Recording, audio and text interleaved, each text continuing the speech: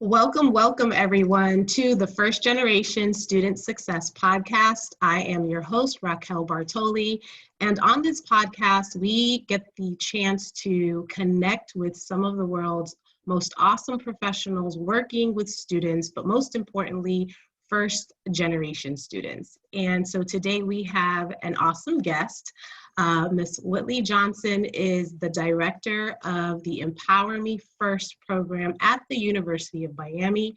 I recall connecting with Ms. Johnson last year sometime, just sending an email and saying, hey, can I come and speak with your students, connect with your students? And I'm so grateful that she gave me the opportunity to not only connect with her students, but to connect with her because she encourages me to be a better person, a better professional, and we're really lucky to have her on. So welcome, welcome. How are you feeling? How are you doing? Tell us about your day.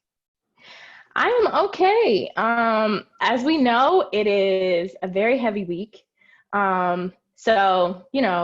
Dealing with that, but outside of that, things are going well.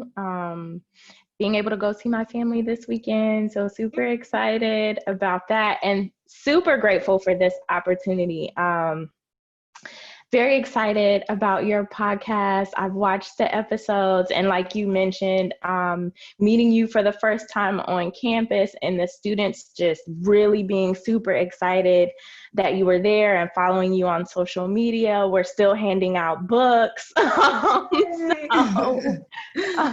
So yeah, very effective and very awesome to be here with you today. Awesome. So let's jump right in. Can you tell us more about your role and what you do as the director of the Empower Me First program at the University of Miami? Sure. So as you stated, I'm the director for Empower Me First, which is our first generation student support initiative at the University of Miami.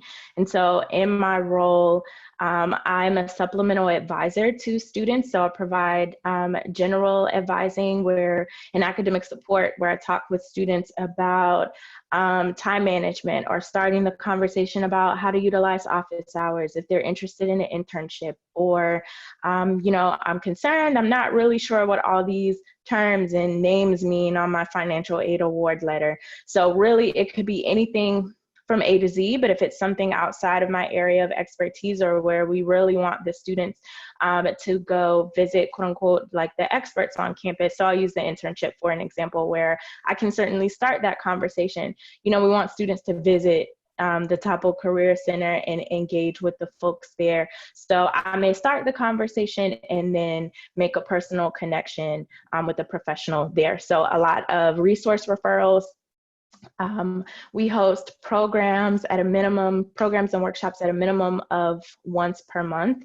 Mm-hmm. We also have a mentoring program, so I oversee that as well. So our mentoring program focuses on pairing first generation students with a faculty or staff mentor to help build their social capital both on and off campus. So I work with that as well. Outreach into the community. So we do have high schools or community youth programs that will contact us and ask if a student can shadow a first gen student on campus, or if I would be willing to come to them and talk about the application process for applying to colleges and why it's important, what financial aid could look like. So yeah, it's no day is the same. It is. No day is the same. Sometimes I'm meeting with colleagues and campus partners to talk about, how we can collaborate to further celebrate the first generation identity on campus or what that could look like in their department. So yeah, very exciting times, very exciting things. Awesome. I love it. And it really sounds like your program is helping to close the gap that often exists for first generation students, and that it's the one-stop shop resource. So how long has Empower Me First been in place at the University of Miami? So Empower Me First is 4 years old. And I'm 4 years old with it. So this was my senior year. This was my first group of students that I got to spend at least 4 years with. that just graduated in May 2020. So shout out to them, to my first Gen Canes, May 2020. So my position started with creating what would become Empower Me First. So I started at the university in September of 2016, and by March 2017, Empower Me First had a name, a brand, and we were already doing programs, but the formal launch and branding of the initiative started in spring of 2017. So we're rolling. Wow, I love it. 4 years old. I know it seems like 4 years is a lot of years, but I know for you, it's probably like a blink of an eye and this program is rolling. So obviously the program developed out of a need. Is that correct? That's correct. And so where do you think your first generation students would be if it wasn't for having this program? I think a lot of students would still be trying to figure it out on their own and trying to figure out, well, where to start. I don't know for sure that there would be a lot of conversation, even outside of the students, right? So first gen doesn't stop just because now you've graduated college. So we have a plethora of first generation colleagues on campus, both faculty, staff, and even in senior leadership. And they're, through Empower Me First being around and inviting everyone to programs and having these conversations, we wouldn't know that there was a presence of first gen faculty and staff on campus and people like really being open about that. So we have a lot of folks whom I've never met that work in different capacities of the institution, send emails or come to a program and ask, I'm not really sure how I can get involved, but I want to be involved in some kind of way. Like, can I help?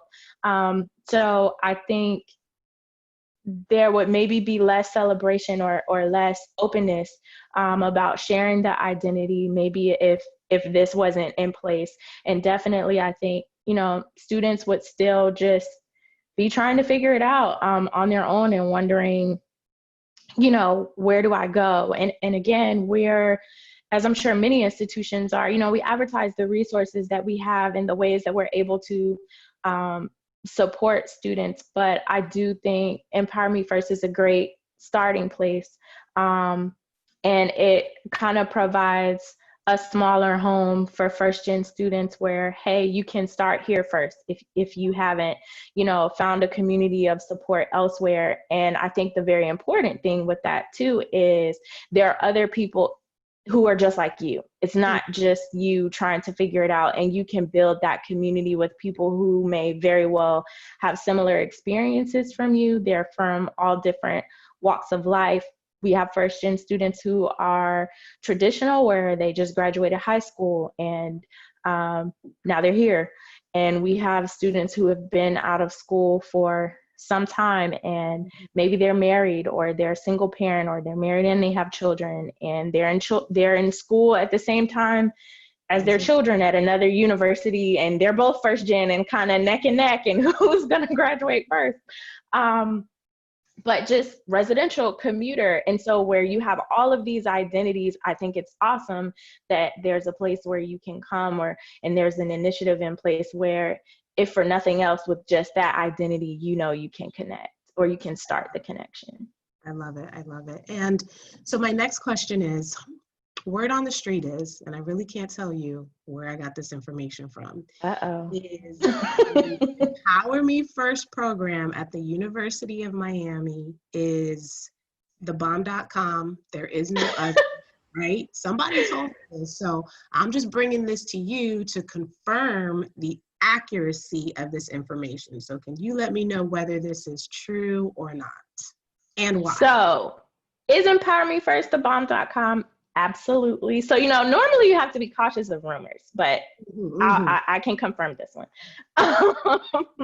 So is it fire? Yes, it is. So Empower Me First is awesome because it's for the students. The students are excited about it, but it's not just limited to students. So we have involvement. So our provost, Provost Jeffrey Dirk, is a first generation college graduate. our director of our office, executive director of our office, Dr. Keisha Harrell, is also first gen. Just folks that span the institution, that span the campuses, people at the Rasmus campus, folks at the Med campus and the law school on the Coral Gables campus. It's truly an identity that's celebrated, and it's not just limited to the students. So there's community, there's people that you can vibe with, but even just focusing on the students, it's a home environment, right? So Empower Me First is one of 5 units within our department, the Office of Academic Enhancement. So it's a place where you can build community across units. And EMF is awesome in that we're only 4 years old and we're building a lasting impact on campus, where alum who have come through the program, actually one of the co-founders even of First Generation U, the student organization on campus, still keeps in contact. When I did the blog for NASPA, because we are a first gen forward institution, she wanted to be a part of that, where they reach back and they're willing to speak to students who are currently at the university. And then we have alum who this was nowhere in sight when they were in school in the 70s and 80s, and they ask, can I be a speaker? How can I help? I want to volunteer. So I think it's awesome in that we have this major support system for students, but it's also a community of celebration where it's not just about students, but everyone, is able to celebrate whether you identify or not. And I think a true testament to that is the fact that Empower Me First was developed by someone, myself, who I'm not first gen. My parents are. And so where you don't have to identify to be an advocate, to be a supporter. And I think that's truly awesome. So I'm very proud of what's been built, and I'm excited that the students are excited about it. Because I think I would feel really differently if, we built this and students didn't like it, or, they didn't connect with it. But it's exciting that they're excited and that they find a home or a place where they can come to talk through concerns, to talk through interests. And it's really exciting for me because no student is the same. And because we're not housed in a specific school or college within the U, I get to learn about what people are doing in labs, how they're preparing for their music concert, marine biology. No experience is the same, and it's awesome. And while there are these similar experiences, it's just the sky is the limit in all these different areas. And I get to hear about those, every day. And I get to take into account when I'm sitting at a table where decisions are being made, the student who's commuter, the student who's residential, who's transfer, who's a first-time student. And while sometimes it can be challenging, and how do you cater to everybody? How do you make this work for everyone? It's awesome because we get to have impact, and we're connecting with all of those different students and all of those student experiences and identities. So awesome. And I think what you said, because I've heard you say the word celebrate at least maybe 4 times, and I'm a true believer in energy. So I know you're bringing that energy to the program. I know that you're celebrating. I know that you're excited. And I think that feeds into the students. And if the students see that the professionals and the teachers and the directors are excited, then they have no other choice but to be excited about what's happening. So you are obviously doing good things. And so how did you even get started working with students? Wow. So, man, I would say, in high school, or really my whole life, I've been an advocate of education, of community service, of helping other people. So I left high school, I went to college, I pursued my undergraduate degree at Virginia Tech, And so the motto there is ut prosum, that I may serve. And so in community service, a lot of the things that I did, and even in some of my courses where we could have an experiential learning experience, mine was about other people. So after undergrad, I was applying to law school, and I did a summer working with Upward Bound at Virginia Tech, and that was absolutely awesome. So I worked with students who were from Southwest Virginia, some who knew they wanted to go to college, some who were kind of testing the waters, not really sure. And that was just an eye-opening experience for me. So at the time, I had no idea about student affairs. I was gung-ho family law, had to be a family lawyer. And actually, because I'd taken the LSAT so many times and not gotten into school yet, I had decided I wasn't going to do it anymore. Okay. And after that summer, it kind of just reignited that passion that, you know what, maybe I should try one last time. And so I left the summer program as a summer tutor counselor. I went back just working to be able to get income while I took the test again. And I got into law school. I discovered education law was a thing, had no idea. Law school was not my swag. So I finished my first year, and I moved back to Blacksburg, where I worked as intergroup dialogue coordinator with Virginia Tech Multicultural Programs and Services. At the time, that was the name of the office. And that was an awesome experience for me because I got to work with the office that did a lot for me as a student. I was a mentee in their mentoring program, and then later I went on to be a mentor.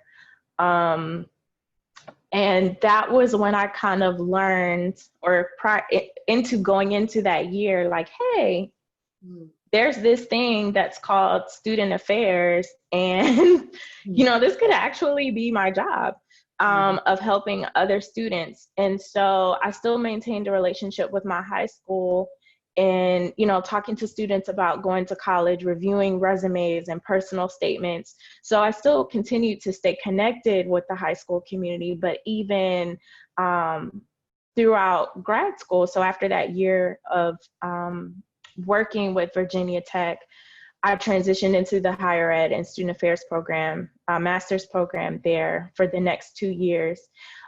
Became a Delta while I was in grad school, was super passionate about Delta gyms and the various programs that we have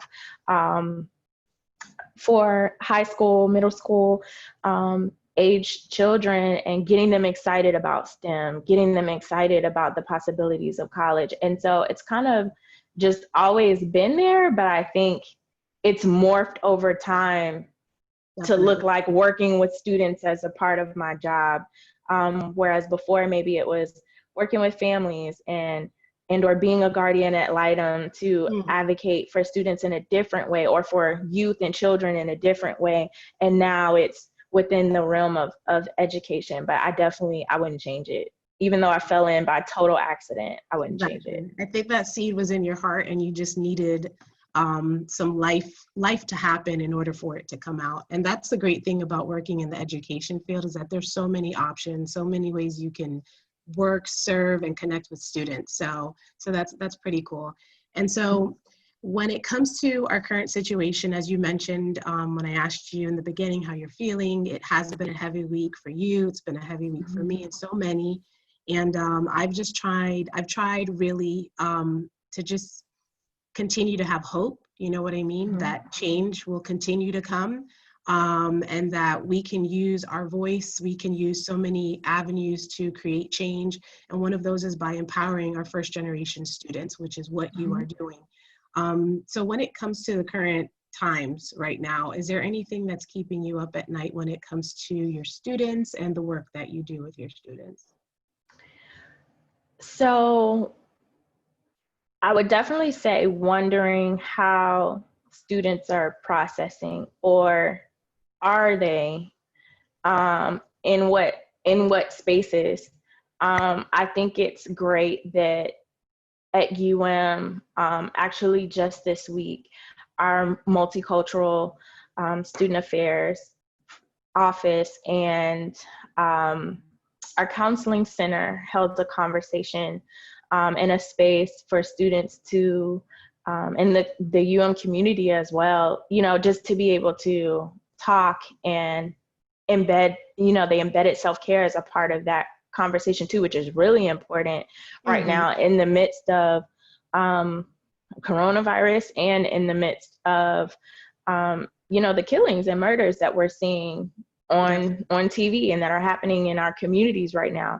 So I think it's important that there are spaces for folks to be able to talk and process and know that they're supported and to be able to share. And not everyone may do it in a public space. So I think, just kind of wondering, how are students processing? Do they feel like they have a place or have someone, if maybe not a space is conducive for them or is comfortable for them? Do they feel like they have someone that they can talk to about it? Are they talking to someone? Sometimes we do have support available, but we may not always speak about it or get those feelings out. So yeah, just kind of wondering like how students are doing, and as well, how colleagues are doing. I think sometimes we focus so much on the students, as we should be student focused, but we forget that we're people too. And we need places and people for support and to be able to process and talk or not talk and just be. But to know that that support is there. So just a lot of thoughts around how people are processing. Are they, do you know that you can still reach out to us? So, I'm still taking appointments over the summer.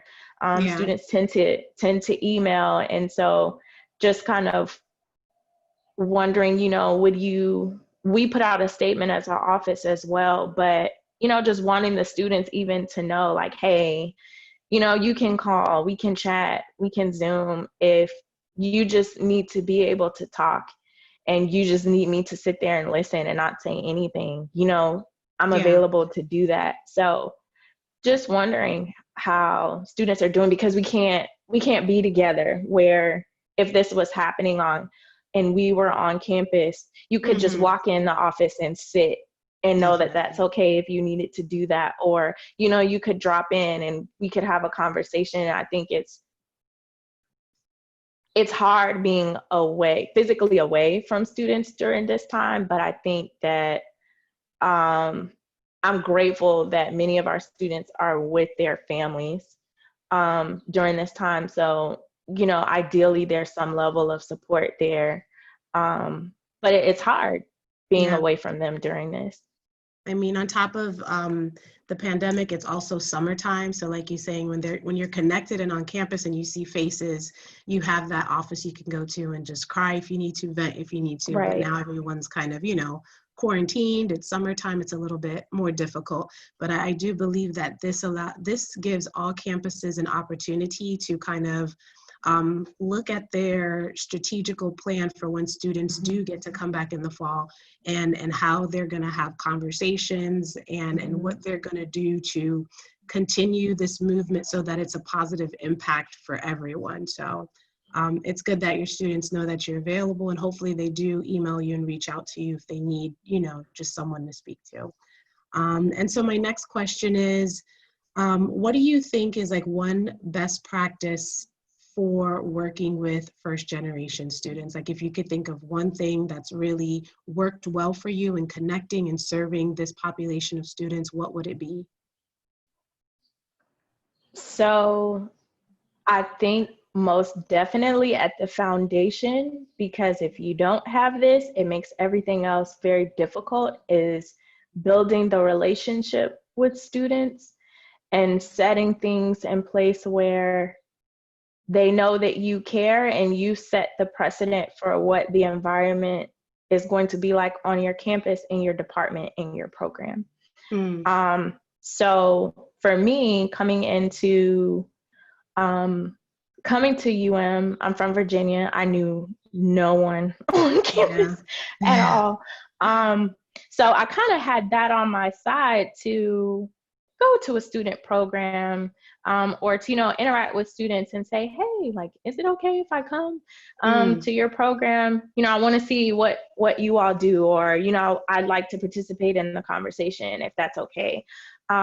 So I took advantage of that and going to student programs and creating a listserv that was just for first-gen students where, we could disseminate information about opportunities, meeting with students at orientation and letting them know, hey, nothing has to be wrong for you to come to the office.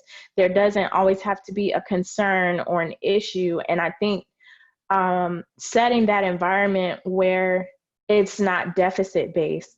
And I think when we are working to support first gen students as a field, there's a lot of deficit based framework and a lot of kind of reactionary things. But going back to, the point you made earlier about celebrating, I make it my business to make sure that's a part of building the relationship. That is a vivid part of the initiative in the program. Is this isn't just about navigating concerns, having problems and helping you, overcome those. Like, we want you to be able to maximize the opportunities and the possibilities. So, college is such this transformative time of your life. I want you to explore what study abroad could look like for you. If you're interested in marine biology, but, you're not sure how grad school works, I want to have those conversations and not, and for students to not feel like there has to be an issue or a concern or a problem to come in and have conversations, or to come in and ask questions. Even so, I do think setting a precedent of what your initiative, your program stands for, and building that relationship with students where there's no doubt in their mind that you care and that they could come in and speak to you. And so, kind of case in point, there are students who come in the office and they're not talking about academics. Maybe they're talking about their roommate, or they're getting ready to go home for a break, and for a variety of reasons that could be a good thing or a not so great thing. And they need someone to talk to about it. So creating good relationships and genuine relationships is at the heart of everything, because if that is not there, engagement struggles. If that's not there, students aren't going to want to come. It's true. So, and I think it makes it easier because sometimes, I had a student share once, I want to ask questions, but I don't know what to ask exactly. When that relationship is there, ideally, I would think, you're more likely to be able to come in and start the conversation someplace. Whereas if you feel like that and you don't feel like the environment is safe, or that we built that type of relationship, you're not coming at all. So for some students, it only takes one time for them to come in, to meet. And, let's say it's not under the best of circumstances. We have an academic alert system where a student may be at risk to fail a class. So let's say you came in for that reason, but when the student comes in, that's the last thing that I talk about. I don't start the conversation with that. If they've never been in the office before, it's, so tell me a little bit about you, your major, why, where do you call home? And the students look so taken aback because they know why they came, and Yeah. they're like, well, we're not talking about this. And sometimes physically you can see the shoulders relax. Right. And some, when they walk in, they look so anxious that I start the conversation by saying, okay, so this is not a visit to the principal's office. Yes, exactly. I think I might be kind of dope, so it's not Yeah. gonna be like that. Right. So try to relax. Um, and we're able to just have a conversation. And before the conversation is over, we've talked about how the semester is going. And rather than me asking you, so tell me about calculus or chemistry or, insert X class that's not going well, because I asked you how the semester is going, and we've had this other conversation that shows you I'm interested in you and how you're doing, because I genuinely am. You may tell me about calculus, chemistry before I even get the chance to ask you. And because I'm showing genuine concern, you may be more apt to come back about something else, albeit great or challenging. And you may be more apt to tell a friend, which is awesome, because that means that we've built this relationship and this level of trust, that you trust me to talk to another student that you True. call your friend or your roommate. And that's important. Definitely. And it's so funny that you say that, because in my role as a high school guidance counselor, it echoes exactly the same. If I call down a student, they come in there like, and the first thing they're like, Miss, am I in trouble? And I'm like, do I Yes. look like a police officer? I'm a school counselor. Have a seat. Let's have a conversation.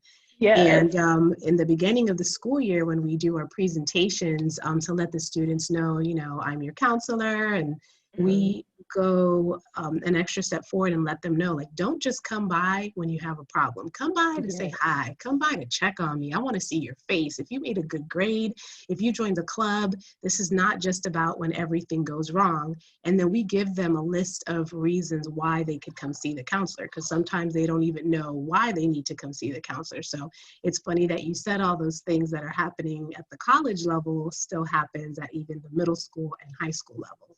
And I also like that you said you make it your business to celebrate your students. And I love that. You know what I mean? It's not just about all the negative attributes that can kind of come with being first generation, but celebrating the fact that you are first and you're paving a way for so many other people that are connected to you, whether it's your kids, cousins, siblings, etc.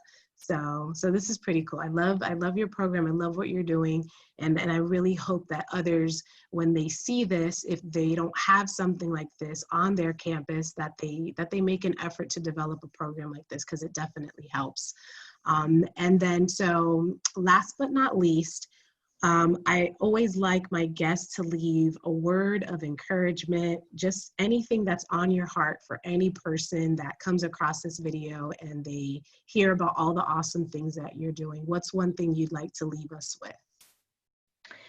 So I would definitely say, for any campus resource, office, program that you're wondering about, or you don't know how it works, you don't know how it could help you, benefit you, it really could be as simple as you walking into the department and saying, "Hi, my name is Whitley. I see your office all the time, but I'm not really sure what you do. Can you tell me, what do you do? How do you help students? Is this an office that's for students?" So sometimes we don't know the questions to ask, but just walking in and introducing yourself and starting the conversation, even if you don't want to ask, so what do you do here? Walking in and saying, "Hi, my name is Whitley. I walk by here all the time. I just wanted to stop in and say hi." More than likely, that office is going to say, "Well, hey, we're glad you stopped by. Have you ever been in here before?" And without you even requesting, because they want you to know, they're going to tell you about the office. And I think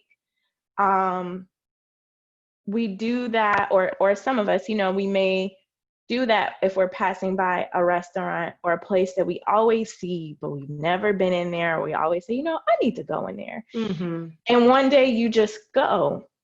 I think it can be the same on a college campus. You can just go, pop in, and to know that you're not alone. I shared this on another podcast, and I've been saying it for a while because I really think it's true. Sometimes we think everybody else knows the answer or everybody else has it together, whatever that may be.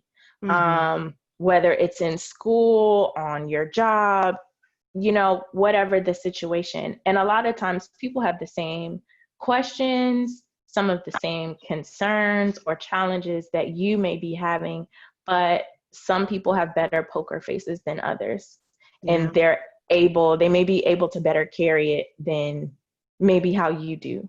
And so to know that it's not just you just may be in a position where you're more apt to speak up and say something, to ask a question, to make a comment, to get the ball rolling, to better position yourself and to not stay in the place where you're sitting, which is not knowing, feeling like you're not able to figure it out.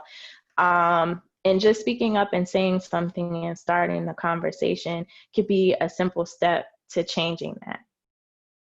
Awesome. Well, Whitley, we are so excited and grateful that you blessed us with everything that you're doing at the University of Miami with Empower Me First. And we thank you. So have a wonderful day, safe travels, and enjoy your summer. Thank you. You too. We hope to have you back soon. Yes, I'm ready. Let me know. Will do. You Okay. have an awesome day. You too.